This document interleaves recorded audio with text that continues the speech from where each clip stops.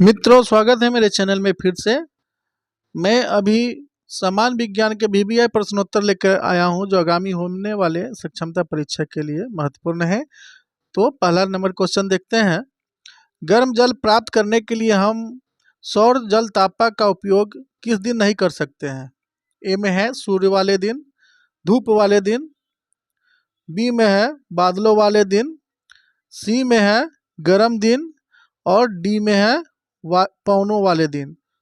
तो इसका आंसर हो जाएगा बी नंबर, बादलों वाले दिन में। बादलों वाले दिन में हम जल तापक का उपयोग नहीं कर सकते हैं। अगला प्रश्न देखेंगे।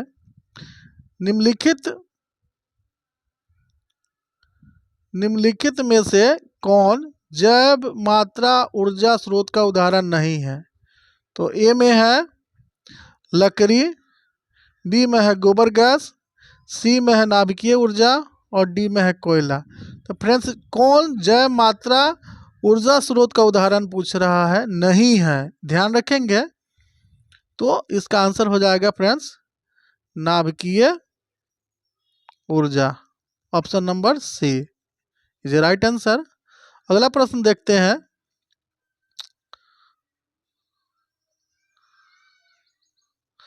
जितने ऊर्जा स्रोत हम उपयोग में लाते हैं उनमें से अधिकांश सौर ऊर्जा को निरूपित करते हैं। निम्नलिखित में से कौन सा ऊर्जा स्रोत अंततः सौर ऊर्जा से व्युत्पन्न नहीं है? जी हाँ, तो ए में है भूतापीय ऊर्जा, बी में है पवन ऊर्जा, सी में है नाभिकीय ऊर्जा और डी में है जैव मात्रा।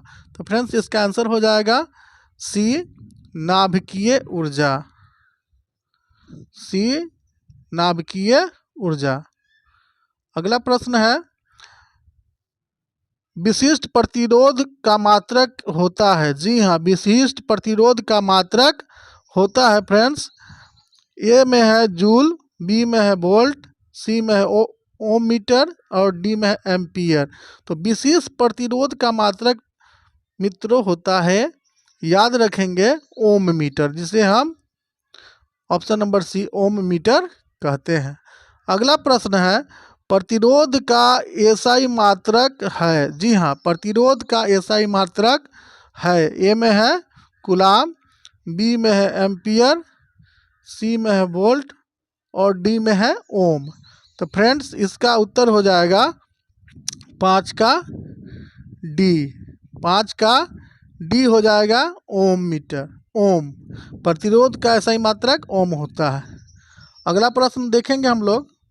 विद्युत ऊर्जा का एसआई मात्रक है? जी हाँ, विद्युत ऊर्जा का फ्रेंड पूछ रहा है एसआई मात्रक। विद्युत ऊर्जा का एसआई मात्रक, एसआई मात्रक हम लोग सभी लोग जानते हैं कि सबका एसआई मात्रक होता है। तो ए में है वोल्ट, बी में है कूलाम, सी में है वाट और डी में है जूल। जी हाँ फ्रेंड्स, विद्युत ऊर्जा का एसआई मात्रक जूल होता है। क्या होता है? जूल, याद रखेंगे। नेक्स्ट प्रश्न है। विद्युत शक्ति का मात्रक है? ए में है जूल, बी में है वाट आवर, सी में है वाट और डी में है कूलाम। तो विद्युत शक्ति का मात्रक होता है फ्रेंड्स 7 का हो जाएगा सी, वाट कहते हैं। क्या कहते हैं? वाट। अगला प्रश्न देखेंगे।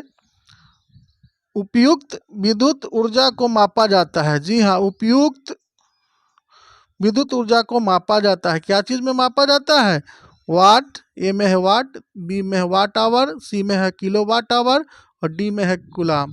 तो विद्युत ऊर्जा को फ्रेंड्स मापा जाता है किलो वाट आवर में। सी जो है इज राइट आंसर हो जाएगा।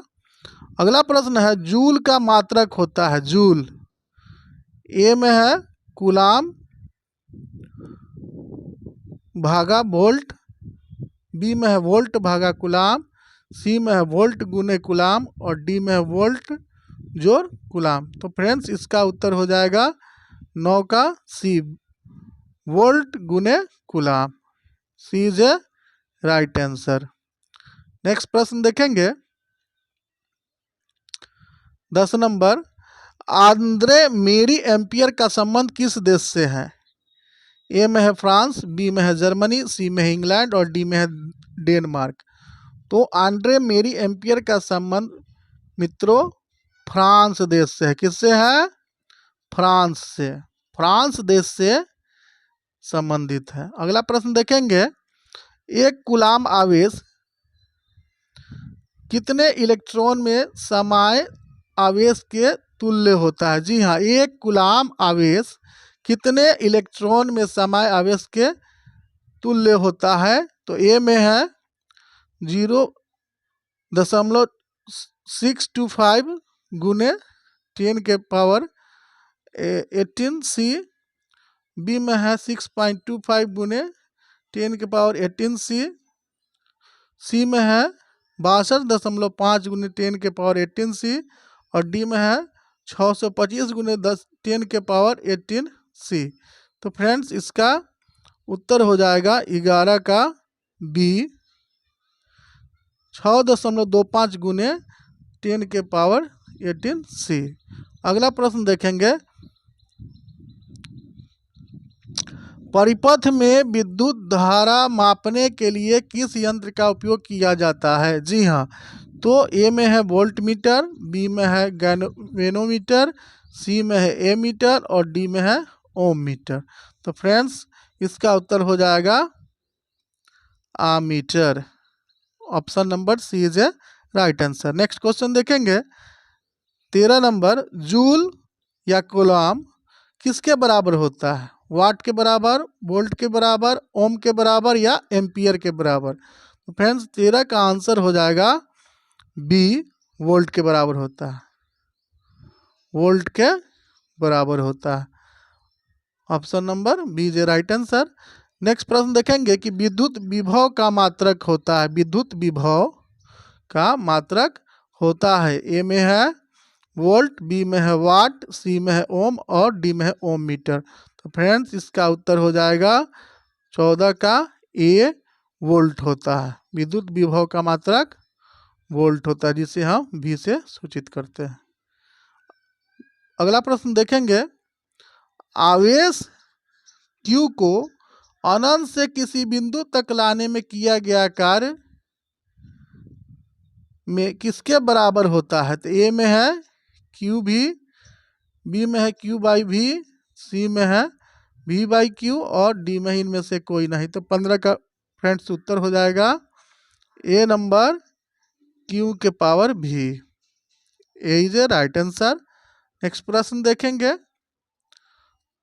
अग्रिम सूर्योदय तथा विलंबित सूर्यास्त का कारण है। जी हाँ, अग्रिम सूर्योदय और विलंबित सूर्यास्त का कारण है। क्या कारण है? ए में है वायुमंडलीय परिवर्तन, बी में है वायुमंडलीय अपवर्तन, सी में है प्रकाश का विक्षेपण और डी में इनमें से कोई नहीं। तो फ्रेंड्स इसका उत्तर हो जाएगा 16 का बी, वायुमंडलीय अपवर्तन। Option number B is A right answer. Next प्रश्न देखेंगे, सूर्योदय एवं सूर्यास्त के समय सूर्य रक्ताभ क्यों होता है? जी हाँ, सूर्योदय और सूर्यास्त जब होता है तो सूर्य रक्ताभ रक्त के समान दिखाई देता है। ए में है प्रकाश के प्रकिरणन के कारण, बी में है प्रकाश के विक्षेपण के कारण, सी में है वायुमंडलीय अपवर्तन के कारण और डी में इनमें से कोई नहीं। तो फ्रेंड्स 17 का आंसर हो जाएगा ए, प्रकाश के प्रकिरणन के कारण सूर्योदय एवं सूर्यास्त के समय सूर्य रक्ताभ होता है। अगला प्रश्न देखते हैं, खतरों के निशान के लिए लाल रंग का प्रयोग क्यों किया जाता है? जी हाँ फ्रेंड्स, देखते होंगे कि लाल रंग का प्रयोग खतरों के निशान के लिए किया जाता है। क्यों किया जाता है, उसका कारण क्या है जानते हैं। ए में है तरंगदैर्घ्य कम होने के कारण, बी में है लाल रंग का विचलन कम होने के कारण और सी में है लाल रंग का प्रकिरणन कम होने के कारण और डी में इनमें से कोई नहीं। तो फ्रेंड्स 18 का आंसर हो जाएगा आपका सी, लाल रंग का प्रकिरणन कम होने के कारण। अगला प्रश्न देखते हैं 19 नंबर, वायुमंडल से अधिक ऊंचाई पर से एक अंतरिक्ष यात्री का आकाश कैसा दिखेगा? अंतरिक्ष यात्री को जो है आकाश वायुमंडल से अधिक ऊंचाई पर से कैसा दिखता है? ए में है काला, बी में है नीला, सी में है लाल और डी में है पीला। तो 19 का फ्रेंड्स हो जाएगा इसका उत्तर ए काला, काला दिखाई देता है। अगला प्रश्न देखते हैं 20 नंबर, किसी शब्दकोश डिक्शनरी में पाए गए छोटे अक्षरों को पढ़ते समय इनमें से कौन सा लेंस पसंद करेंगे फ्रेंड्स? तो ए में है 50 सेंटीमीटर फोकस दूरी का एक उत्तल लेंस, बी में है 50 सेंटीमीटर फोकस दूरी का एक अवतल लेंस, सी में है 5 सेंटीमीटर फोकस दूरी का एक उत्तल लेंस और डी में है 5 सेंटीमीटर फोकस दूरी का एक अवतल लेंस। तो फ्रेंड्स इसका उत्तर हो जाएगा 20 का सी, 5 सेंटीमीटर फोकस दूरी का एक उत्तल लेंस। अगला प्रश्न देखते हैं, निर्वात पंप में प्रकाश की चाल क्या होती है? जी हाँ मित्रों, ए में है 2 गुने 8 के पावर 10 मीटर प्रति सेकंड, बी में है 3 गुने 8 के पावर 8 मीटर प्रति सेकंड, सी में है 3 गुने 10 के पावर 6 मीटर प्रति सेकंड और डी में इनमें से कोई नहीं। तो फ्रेंड्स 21 का आंसर हो जाएगा आपका B is A right answer, 3 गुने 10 के पावर 8 मीटर प्रति सेकंड। अगला प्रश्न देखते हैं, एक गोलीय दर्पण और एक पतले लेंस में से प्रत्येक की फोकस दूरी प्लस 20 सेंटीमीटर है तब क्या होता है? ए में दोनों ही उत्तल है, बी में दोनों ही अवतल है, सी में दर्पण अवतल तथा उत्तल लेंस है, डी में है दर्पण उत्तल तथा लेंस अवतल है। तो फ्रेंड्स 22 का आंसर हो जाएगा आपका ए नंबर, दोनों ही उत्तल है। ए इज ए राइट आंसर। अगला प्रश्न देखते हैं, एक उत्तल लेंस से 20 सेंटीमीटर की दूरी पर एक प्रतिबिंब रखी गई है, लेंस से उतनी ही दूरी पर वास्तविक प्रतिबिंब बनता है, लेंस की फोकस दूरी क्या है? ए में है 20 सेंटीमीटर, बी में है 10 सेंटीमीटर, सी में है 5 सेंटीमीटर और डी में है 15 सेंटीमीटर। तो फ्रेंड्स इसका उत्तर हो जाएगा 23 का B 10 centimetre. Option number B is A right answer. अगला प्रश्न देखते हैं, एक अवतल लेंस की फोकस दूरी 25 सेंटीमीटर है तो इसकी क्षमता क्या होगी, कितने डायोप्टर में होगी फ्रेंड्स? तो ए में है 2 डायोप्टर, बी में है -2 डायोप्टर, सी में है -4 डायोप्टर और डी में है +4 डायोप्टर। तो 24 का फ्रेंड्स आंसर हो जाएगा सी -4 डी डायोप्टर, -4 डायोप्टर। 25 नंबर को देखते हैं, हम लोग किस प्रकार के माध्यम के आर पार देख सकते हैं? हम लोग किस प्रकार के माध्यम से आर पार देख सकते हैं? अपारदर्शी, बी में है पारदर्शी, सी में है पारभासी और डी में इनमें से कोई नहीं। तो फ्रेंड्स इसका उत्तर हो जाएगा 25 का बी पारदर्शी। पारदर्शी जब रहता है कोई वस्तु तो हम आर पार देख सकते हैं, B is A right answer. अगला प्रश्न देखते हैं, वैसी वस्तुएं जो स्वयं के प्रकाश से प्रकाशित होती हुए क्या कहलाती हैं? ए में है प्रदीप्त वस्तुएं, बी में अप्रदीप्त वस्तुएं, सी में है ए और बी दोनों, डी में है इनमें से कोई नहीं। तो फ्रेंड्स 26 का आंसर हो जाएगा आपका ए प्रदीप्त वस्तुएं। अगला प्रश्न देखते हैं 27 नंबर, वैसी वस्तुएं जिनमें होकर प्रकाश की किरणें बाहर नहीं निकल पाती वे क्या कहलाती है? ए में है पारदर्शी, बी में है अपारदर्शी, सी में है अर्ध पारदर्शी और डी में है इनमें से कोई नहीं। तो फ्रेंड्स इसका आंसर हो जाएगा बी अपारदर्शी। अगला प्रश्न देखते हैं 28 नंबर, प्रकाश को अवरोध के किनारों पर थोड़ा मुड़कर उसकी छाया में प्रवेश करने की घटना को क्या कहते हैं? प्रकाश को अवरोध के किनारों पर थोड़ा मुड़कर उसकी छाया में प्रवेश करने की घटना को क्या कहते हैं? तो ये में है फ्रेंड्स परावर्तन, बी में अपवर्तन, सी में है विवर्तन और डी में है प्रकिरणन। तो फ्रेंड्स इसका आंसर हो जाएगा 28 का सी विवर्तन, सी इज ए राइट आंसर। अगला प्रश्न को देखते हैं फ्रेंड्स। अगला प्रश्न देखने से पहले अगर मेरे चैनल में आप सभी नए हैं तो कृपया मेरे चैनल को सब्सक्राइब करबे और बेल आइकन को भी दबा दें ताकि आप तक नए नए वीडियो का नोटिफिकेशन पहुंच सके। तो देर नहीं करते अगला प्रश्न को देखते हैं फ्रेंड्स। 29 नंबर, आवृत्ति का ऐसा ही मात्रक क्या होता है? जी हाँ, 29 का आवृत्ति का ऐसा ही मात्रक क्या है? ए में हर्ट्ज, बी में है किलो हर्ट्ज, सी में है हर्ट्ज प्रति सेकंड और डी में है किलो हर्ट्ज प्रति सेकंड। तो फ्रेंड्स इसका उत्तर हो जाएगा 29 का ए, हर्ट्ज। आवृत्ति का सही मात्रक हर्ट्ज होता है। अगला प्रश्न देखते हैं 30 नंबर, एक ध्वनि तरंग की आवृत्ति और आवर्त काल का गुणनफल होता है। ए में है 1, बी में है 2, सी में है 4 और डी में है 6। तो फ्रेंड्स डी का उत्तर हो जाएगा ए, 30 का उत्तर हो जाएगा ए। एक ध्वनि तरंग की आवृत्ति और आवर्त काल का गुणनफल 1 होता है। तो option number A is A right answer. अगला प्रश्न देखते हैं 31 नंबर, एक ध्वनि स्रोत की आवृत्ति 1 किलो हर्ट्ज है। इस स्रोत द्वारा पानी में तथा वायु में उत्पन्न ध्वनि तरंगों की आवृत्ति कैसी होती है? तो फ्रेंड्स ए में है वही होगी जो ध्वनि स्रोत की है, बी में है माध्यम के घनत्व पर निर्भर करेगा, सी में है इन माध्यमों में तरंग की चाल पर निर्भर करेगा और डी में इनमें से कोई नहीं। तो फ्रेंड्स इसका उत्तर हो जाएगा 31 का ए, वही होगा जो ध्वनि स्रोत की है, इज ए राइट आंसर। अगला प्रश्न देखते हैं, तरंग दैर्घ्य तथा आवृत्ति भी वाले तरंग दैर्घ्य की चाल भी जिस संबंध में दी जाती है वह है। तो ये फ्रेंड्स